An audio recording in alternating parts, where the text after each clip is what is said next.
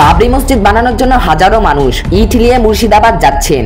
এখন কথা হচ্ছে এটাই এই মসজিদ বানানোর জন্য কত টাকা খরচ হবে, আর এই মসজিদ বানানোওয়ালা মেন মানুষ কে? দেখো, এই নতুন মসজিদ বানানো হচ্ছে ওয়েস্ট বেঙ্গল মুর্শিদাবাদে। আর এই মসজিদ বানানোর যে মেন মানুষ তার নাম হচ্ছে হুমায়ুন কবির। আর হুমায়ুন কবিরের কথা হচ্ছে সমাজের ডোনেশন দিয়ে মসজিদ বানানোর টাকা পুরোপুরি রেডি হয়ে গেছে। এই মসজিদটি বানানোর জন্য 300 কোটি টাকা খরচ হবে।